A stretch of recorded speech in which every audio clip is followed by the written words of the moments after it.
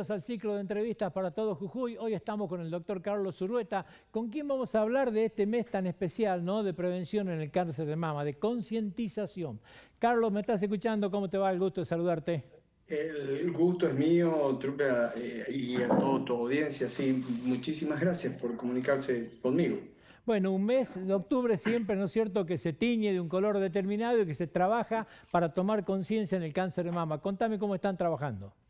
Bueno, yo obviamente ejerzo la profesión, la mastología. Actualmente me desempeño en la Dirección Provincial del Cáncer a cargo del doctor Carlos Ibarra, que también es mastólogo. De hace exactamente 2 años. Bueno, en nuestra institución hemos, desde la gestión del doctor Ibarra, antes también, hemos intentado, obviamente, y lo seguimos haciendo a través de concientizar, perdón, de la necesidad realmente de la prevención secundaria del cáncer de mama. Y nosotros, cuando nos referimos a esta prevención secundaria, es justamente la mamografía como metodología de estudio de screening. Y secundaria es porque lo que intentamos de alguna manera es encontrar el cáncer en su mínima expresión, es decir, el cáncer subclínico, el cáncer no palpable. Nosotros pretendemos que un porcentaje de la población general y hospitalaria en particular llegue a la asistencia con un tumor no palpable. Y para eso obviamente tenemos que brindarle desde el Estado no solo darle todas las herramientas necesarias, sino brindarle un estudio accesible y de calidad. La mortalidad por cáncer de mama es importante. Nosotros tenemos una tasa de incidencia en el país muy parecida a la del primer mundo, es decir, estamos hablando más o menos de 70 cada 100.000 mujeres. Esa es la tasa que maneja Uruguay, Canadá, Estados Unidos, Argentina también. La diferencia es que nuestra mortalidad también es elevada, casi 19.9 cada 100.000, y eso es un valor que preocupa. Y tendremos que ver a ver qué sucede después de todo este fenómeno tan importante de la pandemia, del COVID, porque han dejado obviamente muchas pacientes de asistir a la rutina del control de aquellas pacientes en su control general como aquellas pacientes con diagnóstico. Así que va a ser un desafío ver que esto no se transforme en un cuello de botella en algún momento en el tema de la asistencia. Nosotros apostamos obviamente en la provincia lograr restituir. En estos momentos nosotros tenemos 2 mamógrafos funcionales, uno en el hospital Snopek y otro en el hospital Pablo Soria, ambos digitalizados, dan una imagen confiable. Y el resto, como ser el camión de la mujer, hoy por este tema de una estrategia sanitaria no está funcionando. Esperamos que en el 2021 nuevamente comience a hacer sus recorridos, que es tan importante en el tema de lo que se llama asistencia primaria de la salud, funcione. ¿Cada cuánto tiempo una mujer tiene que hacerse los controles, Carlos? Bueno, nosotros digamos, adoptamos las normas de la Asociación Argentina de Mastología a partir de los 40. Sin embargo, en la provincia, un 24% de las pacientes hemos encontrado patología a partir de los 26 años.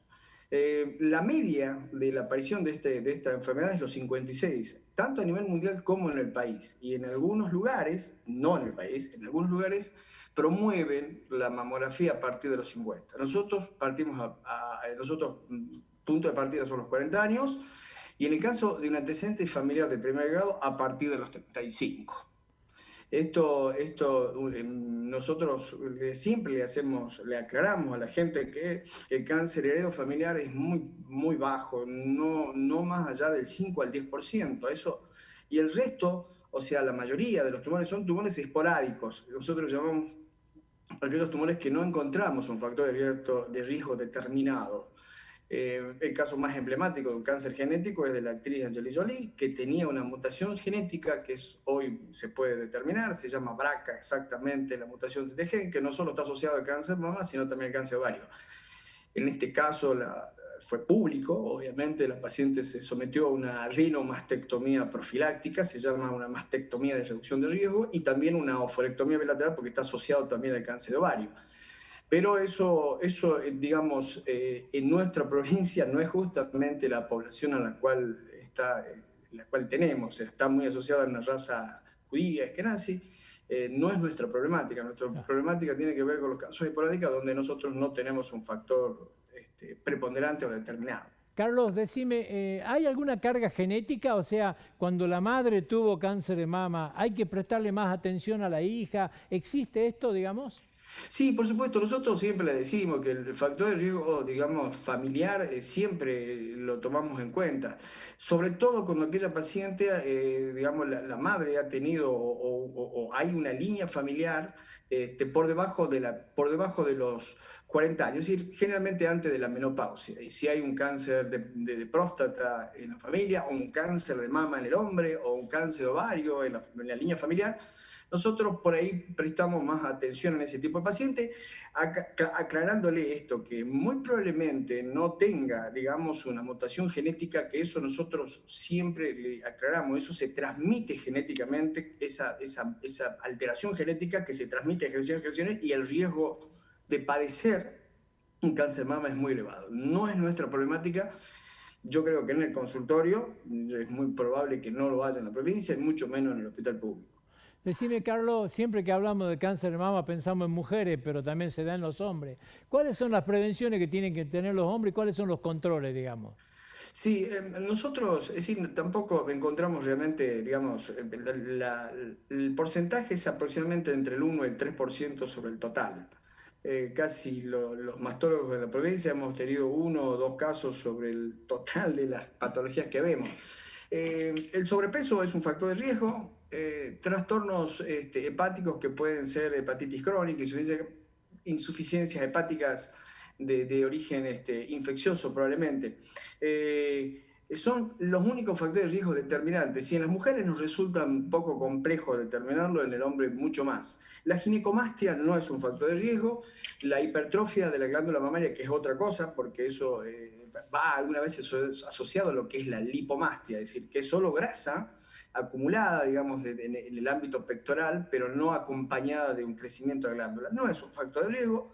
Sí, el examen periódico, digamos, de un hombre que tiene ginecomastia, bueno, debe hacerse, digamos, en el contexto de su control clínico. Carlos, en este mes de trabajo de concientización, ¿cómo son los operativos que están haciendo? ¿Cómo van a trabajar? ¿Cómo va a ser la actividad? Bueno, nosotros, como le comenté anteriormente, estamos en una situación, digamos, limitada. El camión no está operando y tenemos abierto los 2 mamógrafos, tanto del Alto Comadero, con el cual tenemos una población importante, y el hospital Pablo Soria. Los dos, digamos, están en función y correctamente.